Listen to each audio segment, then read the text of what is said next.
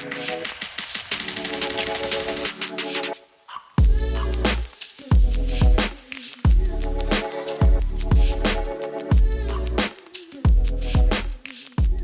everybody, welcome to another episode of the Marketing Made Simple show. Right, today I'm going to talk to you about digital first.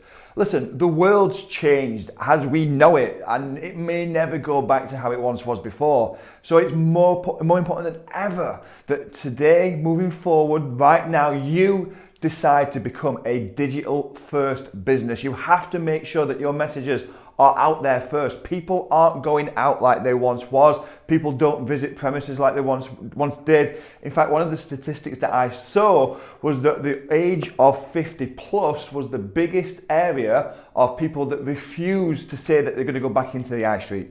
Listen, the world has changed, as I've just mentioned, so it's important that you become digital first. Now, there's a few things that I'm going to share with you that you can use to really kind of push yourself into that digital space. The first thing is content, things like this, whether it's video, whether it's podcast, whether it's written word, like whatever it is, like content is so vital. You have to put the content out there, put it out to people, and more importantly than anything else, make it valuable to them.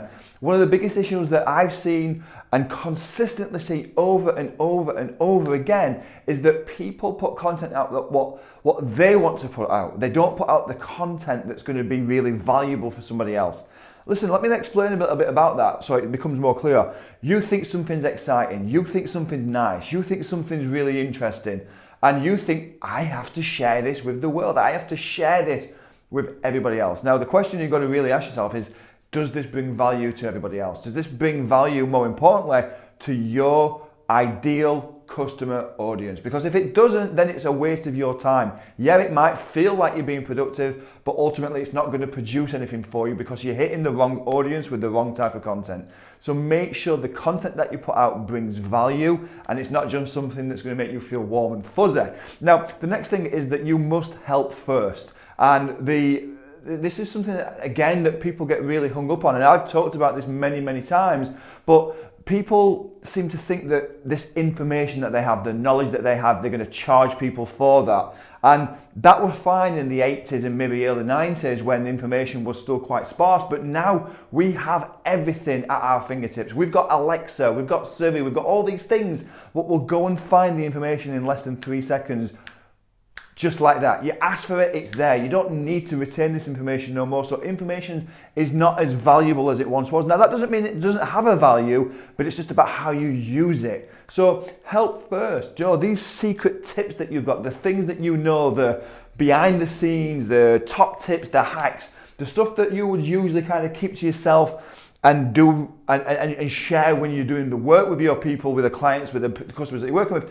Give that away for free. Now, you can do that through lead magnets on your website. That could be through like white paper downloads, PDFs, infographics, videos, maybe video courses, all different things like this as well. But ultimately, that information is the stuff that you want to be giving away. Give that stuff away for free. Show people how you can help them. Because listen, this is what's going to happen. And I see this all the time. I was having a chat with one of my business partners at the start of this week, actually, and she said to me, listen, John, what you say is so right. We give this information away first. We tell people what they need to do. They'll go and try and do it. And guess what happens? They come back to us and say, we tried it. We love it. We can't make it work. Can you do it for us? And so the real hook to this is that you give away that information for free and you charge them for the implementation of that information. And that's where the transition has really moved to right now as well. So stop trying to charge people for information, charge them for the implementation. Now, you can still charge for information, but you've got to make sure that it's really good. And not just information, like I said earlier on, that you want to share, information that's going to really help them. The next thing is to choose your platform. Now, I'm not talking about what social channel to use. I'm not saying use Facebook or Twitter or Instagram. I'm saying when you're going to put your content out there, I want you to really think about what channel is best suited to you. And when I say channel, I mean, is it audio, such as podcasts? Is it video, such as things like this, a show maybe? Or is it the written word? Are you a blogger? Are you someone that likes to write? And I think that there's certainly a place for you to have all three, but you've got to think about what's your priority, what's your main channel that you're going to use, platform rather, not channel. What's the main platform that you're going to use? And really stick to that. If you like video, do video. If you like audio, then get a podcast and start doing a podcast. Listen, these things can all be crossed over and you can use them, but let's pick one to get your content out there to help people and really move them forward as well. And then the last thing is to stay consistent. This is key. It really makes such a huge difference when you can just keep showing up, but you've got to show up with the right information, like we've said, on the right platform that's got the right audience around you as well. But consistency is key. Most people, nearly every person rather, not just most people, in fact, I'm going to go out there and say every single person that's made something for themselves, their overnight success probably took 10 or 15 years. You don't see the things that they did prior to becoming on your scene, becoming famous or influential or whatever that is. You don't see the stuff that they've done. You don't see the battles that they fought. You don't see the consistent training and practicing and learning that they've had to go through to get to a stage where they're giving you this information, where they can help people and be recognized for doing so in any industry, in any genre, whatever that looks like. So be consistent, keep showing up. It's not about the likes. And listen, I know what it feels like when you're putting content out there and you're getting 1, 2, even 3 likes or none, and no one's sharing it or commenting on it, and it feels like no one's listening. I get it, I understand, but if you stop looking at the likes as metrics, they're good, they make you feel fuzzy and warm, and I know that the algorithms like it, but ultimately the content's going to be king. If you make sure that the content is good and you're putting good content out there, the likes will come. The thing that's more important than the likes though is the reach. Look at how many people have seen it, and if you do a video or a podcast or a blog or whatever it is, the statistics will show you. If you get 3 people that watch it, that's 3 people, and then the week after you get 5.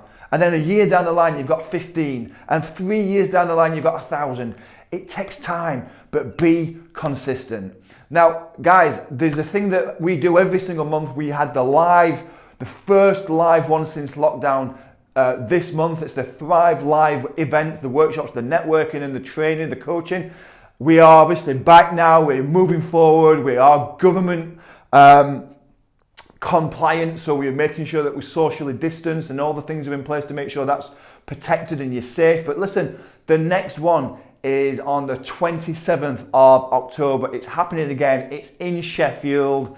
It's exciting. There's room for people to come. It's spaced out. It's all about content marketing, the power of content marketing. I've got 2 incredible speakers who's going to come and talk to you for an hour or thereabouts and answer questions for you as well about how you can use the things that I've just been talking about to put that into your business so you can use it as a lead generation tool.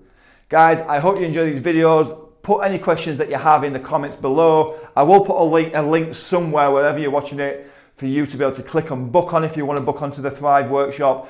Numbers are limited, obviously. We do have certain guidelines that we have to follow in terms of how many people are allowed to come. So if you are interested, don't procrastinate. Click the like button. What am I talking about? Click the link button and book a ticket.